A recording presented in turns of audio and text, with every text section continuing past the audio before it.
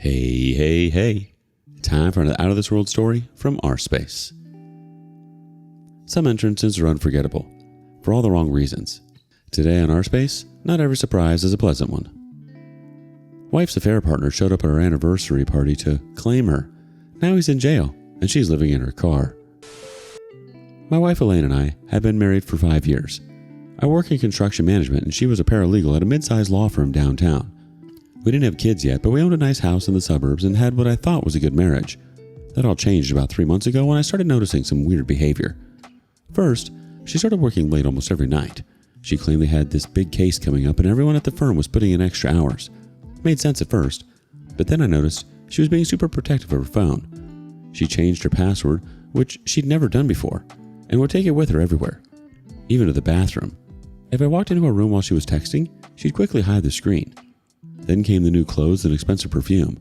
She said she needed to step up her professional appearance at the firm, but I never saw her wear any of this stuff when we went out together. It was always saving it for work. Her sex life took a nosedive too. She was always too tired or not in the mood after her long days. When we did have sex, it felt mechanical, like she was just going through the motions, and her mood swings were all over the place. Cold and distant one day, then overly affectionate the next, like she was compensating for something. The girls' nights with coworkers started happening more frequently too. In 5 years of marriage, I'd met most of her work friends, but suddenly she was hanging out with people I'd never heard of before. Despite all this, I didn't want to be that paranoid, controlling husband. I trusted her, or at least I wanted to, so I decided to focus on our upcoming 5-year anniversary instead. I planned a surprise party at her favorite restaurant and invited about 40 people, her family, our friends, and even some of her coworkers I did know. The night of the party, she seemed uncomfortable when she arrived. I told her we were just having a nice dinner, so she was surprised to see everyone there. She kept checking her phone throughout dinner, which was annoying, but I tried to ignore it. We were halfway through the main course when this guy I'd never seen before walked in. He was tall, probably late 30s, wearing an expensive suit, but looking disheveled and clearly drunk. He walked straight to our table, and that's when everything went to hell. "Elaine, what the F is this?" he said, loud enough for the whole room to hear. "You said you were working late tonight." Everyone went quiet. Elaine turned white as a sheet. She whispered to him, "Marcus, you need to leave." "Leave? Why should I leave? You told me you were leaving him. You said after your anniversary you'd tell him everything and we could be together." I just sat there, completely blindsided. This guy, Marcus, pulled out his phone and started showing it to people around the table. "Look, here we are in Chicago last month. Here's Elaine in my bed at the Marriott. Here's us at dinner when she told her husband she was working late." My brother and my best friend jumped up and physically removed the guy from the restaurant. The party was obviously over after that. Guests awkwardly made excuses and left. Elaine was crying, saying Marcus was obsessed with her and making things up. I drove home alone and checked into a hotel. My phone was blowing up with texts from people who had been at the party. Several had seen the photos of Marcus's phone and confirmed they were definitely Elaine. Her own sister texted me saying she had suspected something was going on but didn't know how to tell me. I went back to the house the next day. Elaine was there, still trying to spin the story that Marcus was just obsessed with her and making things up. I wasn't buying it. After an hour of back and forth, she finally admitted to a physical thing, but tried to downplay it. I told her I wanted the truth or I was calling a lawyer. That's when she broke down and admitted everything. She'd been having an affair with Marcus for 7 months. He wasn't a coworker like she'd implied. He was a client at her firm. They met during a case, exchanged numbers, and started meeting at hotels. I told her to pack her stuff and leave. She refused, saying half the house was hers and she wasn't going anywhere. Fine. I moved into the spare bedroom and contacted a lawyer the next day. I also started what my lawyer called the 180 Grey Rock strategy. Minimal contact, no emotional reactions, just treating her like a roommate I barely knew. Over the next few weeks, I learned a lot more about the affair. My lawyer advised me to check our finances, and sure enough, Elaine had been using our joint account to fund her affair. Hotel rooms, expensive dinners, even gifts for Marcus, totaling over $12,000 in the past 7 months. My lawyer said this was good for us, as it showed dissipation of marital assets. I immediately moved half of our joint savings to an individual account and changed my direct deposit for work. Elaine flipped out when she realized what I'd done, but my lawyer confirmed it was legal as long as I didn't touch her portion of the money. Things got worse when Marcus started showing up at my workplace. He'd wait in the parking lot and follow me, sending threatening texts about how I was stealing his woman and how he and Elaine were meant to be together. I got a temporary restraining order against him, which he violated the very next day. He confronted me in the parking lot at work, screaming about how Elaine loved him, not me. When I tried to walk away, he grabbed my shoulder and tried to punch me. Luckily, the whole thing was caught on the security cameras. I defended myself and security called the police. Marcus was arrested for assault and violating the restraining order. Turns out he had a prior record for similar behavior with an ex, so the judge denied bail. He's currently serving 8 months in jail. Meanwhile, the affair became public knowledge at Elaine's law firm. They have a strict policy against employee-client relationships, and she was placed on unpaid leave pending an investigation. 2 weeks later, she was fired for ethical violations. She tried to blame me for ruining her career, but I reminded her that her choices led to this outcome, not mine. The home situation was tense. Elaine refused to leave despite my requests. She became increasingly hostile, and I caught her damaging some of my belongings, cutting up clothes, accidentally breaking a watch my dad gave me. I installed cameras inside the house for protection and to document her behavior. Interestingly, Elaine's family sided with me after seeing the evidence of her affair. Her parents and sister tried to convince her to move out and accept responsibility for her actions, but she refused. She kept insisting that I had driven her to the affair by working too much, which was rich considering I was home every night while she was working late.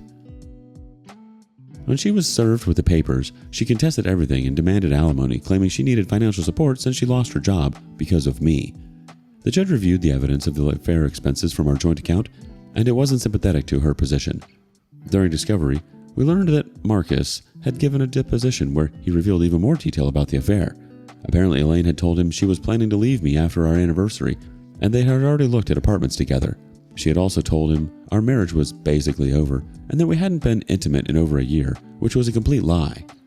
Elaine was caught lying under oath about the timeline and nature of the affair, which didn't help her case. The judge ruled in my favor on most financial matters. The house would be sold, and the proceeds split after I was reimbursed for the affair expenses she had charged to our joint account. The biggest shock came when a woman contacted me claiming to be Marcus's wife. I had no idea he was married. We met for coffee and shared information. She had suspected he was cheating but didn't know with whom until the arrest made the local news. She filed for divorce as well, and between the criminal charges, job loss, and 2 divorces, Marcus's life completely imploded. As for Elaine, losing her job was just the beginning of her downward spiral. With her professional reputation damaged by the ethical violations, she couldn't find a new position in any law firm. When the house sold, she couldn't afford an apartment on her own without steady income. She temporarily moved in with a friend who kicked her out after 2 weeks because of her toxic attitude. Her family refused to help her after months of her continued denial and blame shifting. Last I heard, she's been living in her car, occasionally staying in cheap motels when she can afford it. She's been working part-time at a retail store, far cry from her paralegal career. The divorce was finalized 3 months after the anniversary party disaster. The settlement was favorable to me. I got back the money she spent on the affair and we split the remaining assets equally. I bought a new condo in a different neighborhood and have been rebuilding my finances. I've implemented complete no contact with Elaine. All communication goes through our lawyers, and now that the divorce is final, there's no reason for any contact at all. I've blocked her on everything and made it clear to mutual friends that I don't want updates about her life. I'm not going to pretend this whole experience hasn't been traumatic. Finding out your wife of 5 years has been living a double life is not something you just get over. But I'm doing better now. I've been focusing on myself, hitting the gym, and even started dating casually. Oof, that dinner took a sharp left turn. 1 minute it's your anniversary, the next you've got some guy crashing it, claiming he's having an affair with your wife. It's really wild that Elaine tried to play it off like he was making it all up, especially with how specific he was. And then to turn it around and blame you for everything falling apart? That's some serious deflection. But honestly, not surprised. Cheaters can't ever take responsibility for anything. Update. First, thanks for all the support in my original post. It's been about 2 months since I last updated and a lot has happened, so I figured I'd share where things stand now. The divorce has been finalized for about a month. The judge was not sympathetic to Elaine at all, especially after the financial evidence showed she spent over $12,000 of our joint money on her affair. I was reimbursed for those expenses before the remaining assets were split. The house sold quickly, thankfully, and I've used my portion to buy a condo in a different part of town. Marcus is still in jail, serving his 8-month sentence for assault and violating the restraining order. His wife, yes, he was married too, reached out to me after seeing his name on the local paper. Turns out, he's been telling her he was working late or on business trips when he was actually with Elaine. She filed for divorce immediately after confirming the affair. She showed me text messages between them where he admitted Elaine has been pushing him to leave his wife for months. She had apparently told him I was abusive and controlling, complete BS, to justify her cheating. Marcus's wife also revealed that Elaine had shown up at her house once when she thought the wife wasn't home, which is just next level crazy. During the divorce proceedings, Marcus actually testified against Elaine. I guess he was bitter that she wasn't visiting him in jail or something. He provided details about their affair that contradicted what Elaine had said under oath. He had claimed it was just a brief physical thing that she regretted, but Marcus had text messages and emails showing she was actively planning a future with him. She had even looked at apartments for them and discussed how they would announce their relationship after leaving their spouses. Elaine's professional life was completely destroyed. After being fired from the law firm for ethical violations, sleeping with a client is a big no-no. She's been blacklisted in the legal community. No law firm will touch her. She tried to apply for paralegal positions in neighboring counties where people might not know about the scandal, but references and background checks have made that impossible. Without a job, she couldn't afford housing after the house sold. She stayed with a friend for a couple of weeks, but according to mutual friends, she was such a nightmare to live with, constantly playing the victim and blaming everyone else for her problems, that she was asked to leave. Her parents refused to take her in because she wouldn't admit any wrongdoing or take responsibility for her actions. For a while, she was living in her car, occasionally staying in cheap motels when she could afford it. She's now working at a retail store making minimum wage, quite a step down from her $75,000 paralegal position. I heard she's been telling people that I ruined her life by exposing the affair, which is rich considering she's the one who cheated and her affair partner is the one who showed up drunk at our anniversary party. As for me, I'm doing much better. The condo is smaller than our house, but it's all mine, and I've been enjoying decorating it without having to compromise on anything. I've reconnected with friends I had neglected during my marriage and even started dating casually. Nothing serious yet, but it's nice to know there are honest women out there. I've maintained complete no contact with Elaine. All communication during the divorce went through our lawyers, and now that it's finalized, there's no reason for any contact at all. I've blocked her on everything and made it clear to mutual friends that I don't want updates about her life, though some information still filters through. One thing that surprised me was the support I received from Elaine's family. Her sister regularly checks in on me, and her parents sent me a heartfelt letter apologizing for their daughter's behavior. They said they raised her better than this and are ashamed of her choices. It meant a lot to hear that.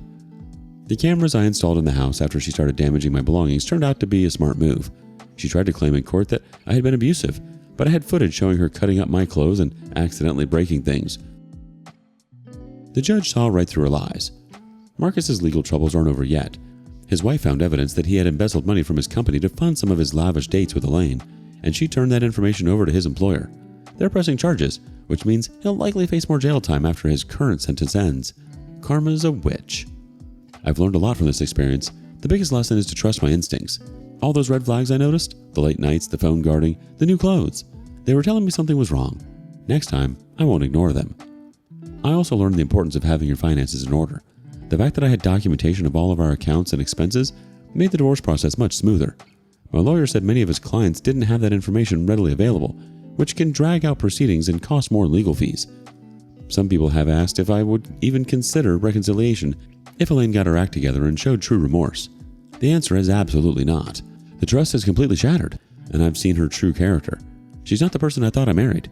Even in the face of overwhelming evidence, she continued to lie and blame others. That's not someone I want in my life. To those going through something similar, my advice is to protect yourself legally and financially first. Then, worry about the emotional aspects. Get a good lawyer, document everything, secure your finances, and don't make decisions based on emotion. The pain does get better with time, and there is life after betrayal. Edit to clarify, a lot of you have been asking why the sudden support from both her parents and sister, and it turns out there's a lot more to Elaine's past than I knew. Her parents disowned her because she's been in trouble for years. Her sister told me Elaine tried to steal their savings once, and apparently she even cheated on her first boyfriend. They were done with her long before my mess started. As for her sister, she had her own beef after losing a legal case against Elaine, who screwed her over somehow. I had no clue about any of this since Elaine kept it hidden, probably thinking I was too busy at construction sites to notice. Guess her arrogance and my long hours helped her keep me in the dark. Marcus testifying against Elaine is something I wasn't expecting, but I guess karma came through on its own messy way. Her situation is just a result of a lot of bad choices catching up with her, and unfortunately, you were just caught in the blast zone. Now that the dust has settled, it sounds like you're in a much better place, both physically and mentally. Final update. It's been exactly 1 year since the infamous anniversary party where my ex-wife's affair partner showed up drunk to claim her, and I figured I'd post one final update to close this chapter. A lot has changed in the past year, and mostly for the better. I've been living in my condo for about 10 months now, and have really made it my own space. I renovated the kitchen, something I always wanted to do, but Elaine thought was a waste of money, and converted the second bedroom into a home office or gym. The place feels completely mine, with no lingering memories or reminders of my previous life. Work has been going exceptionally well. I got promoted to senior project manager 6 months ago, which came with a significant pay raise. The company has been supportive throughout the whole ordeal, especially after the incident where Marcus showed up at my workplace. They upgraded security protocols and were understanding when I needed time off for court dates and meetings with lawyers. Speaking of Marcus, his situation has gone from bad to worse. After serving his 8-month sentence for assault and violating the restraining order, he was immediately arrested again on embezzlement charges. Turns out, he had been stealing from his company to fund his lifestyle with Elaine. He's now serving a 3-year sentence for that. His divorce from his wife was finalized while he was in jail, and she got everything: the house, cars, and even his retirement accounts. Can't say I feel bad for the guy. I occasionally keep in touch with Marcus's ex-wife. We're not close friends or anything, but we check in with each other every few months. She's doing well, sold their house, moved to another state, and started fresh. We have this weird bond of being the wrong spouses in this mess, and it's been helpful to talk to someone who truly understands what it's like. As for my ex-wife, I maintain strict no contact and have blocked her on everything, but information still filters through mutual friends and her family. After about 6 months of working retail and living between her car and a cheap motels, she finally found a studio apartment she could afford. She's now working as an administrative assistant at a small company, a significant step down from her paralegal career, but at least it's stable employment. Her family remains surprisingly supportive of me. His sister invited me to her wedding last month. Elaine wasn't there. Her sister made it clear she wasn't welcome. Her parents still send me birthday and Christmas cards. They've essentially chosen to maintain a relationship with me while keeping Elaine at arm's length until she takes responsibility for her actions, which she still refuses to do.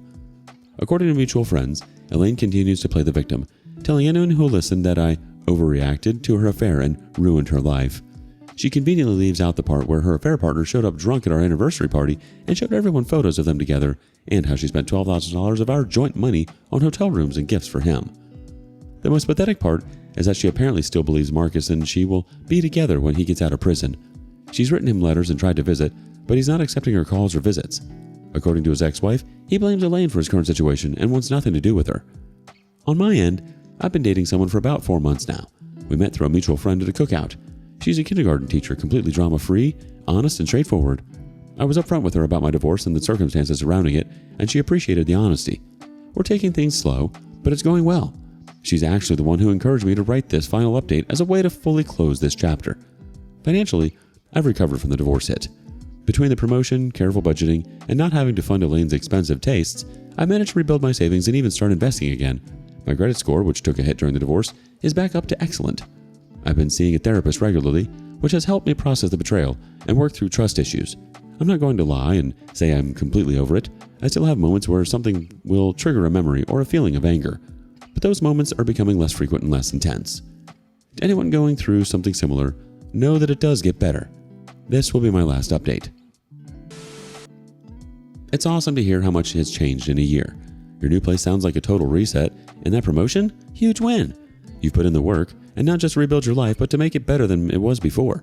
And the fact that you're dating again, and it's only going well, just proves you didn't let that mess break you. Wishing you nothing but good things going forward, OP. You've earned some peace and happiness. Have you ever had to rebuild your life after betrayal or a toxic relationship? What helped you finally turn the corner? Share your stories with us in the comments below. And thank you for joining us today on rSpace. Be sure to like and subscribe and hit that notification bell so you don't miss out on our next video. See you soon.